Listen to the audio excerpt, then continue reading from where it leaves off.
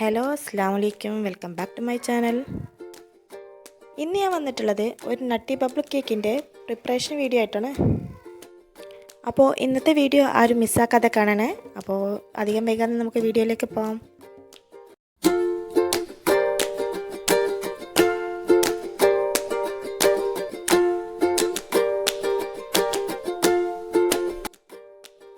Nutty bubble കേക്കിന് വേണ്ടിയിട്ടുള്ള sponge ഞാനിവിടെ ഓൾറെഡി റെഡി ആക്കിയിട്ടുണ്ടായിരുന്നു.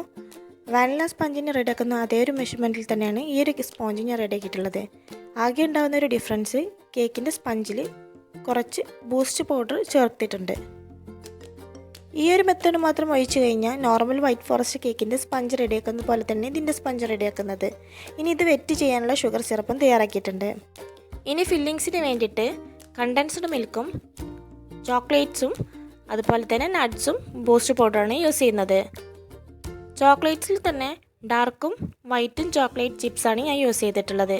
അതുപോലെ തന്നെ നട്ട്സായിട്ട് ആൽമണ്ടും കാഷ്യൂമാണ് യൂസ് ചെയ്തിട്ടുള്ളത്.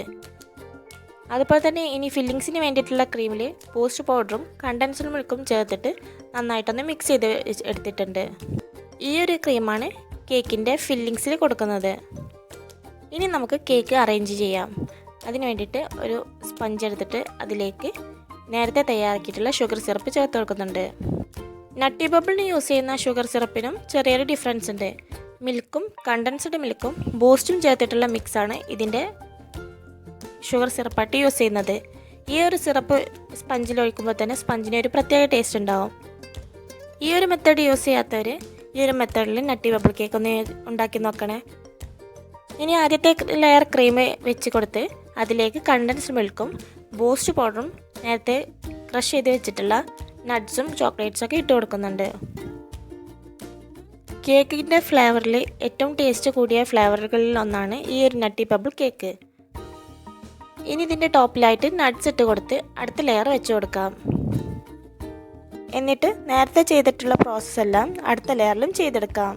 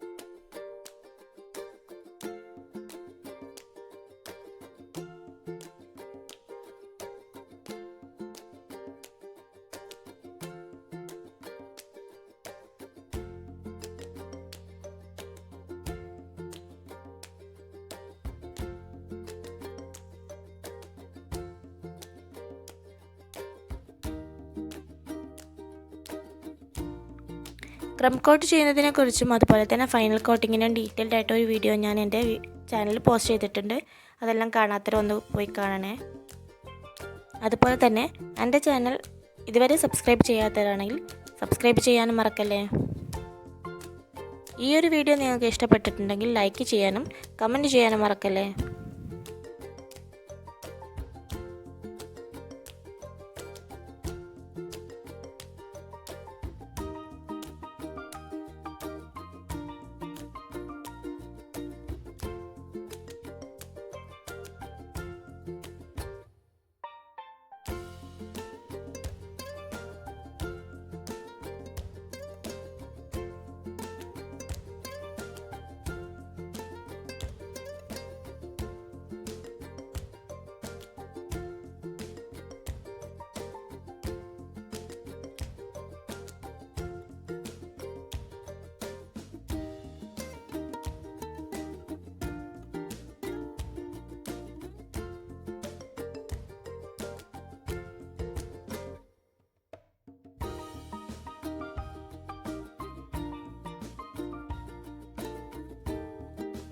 പെർഫെക്റ്റായിട്ട് എങ്ങനെ വിപ്പിംഗ് ക്രീം ബീറ്റ് ചെയ്യാന്നതിനെ കുറിച്ച് ഞാനൊരു വീഡിയോ ഓൾറെഡി ചെയ്തിട്ടുണ്ടായിരുന്നു.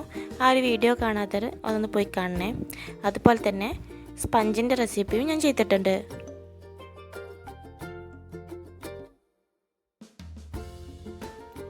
ഇനി ഈ കേക്കിനെ ക്രം കോട്ട് ചെയ്തെടുത്ത് കഴിഞ്ഞതിന് ശേഷം ഫ്രിഡ്ജിലേക്കൊന്ന് സെറ്റാൻ വേണ്ടി മാറ്റി വെക്കാം.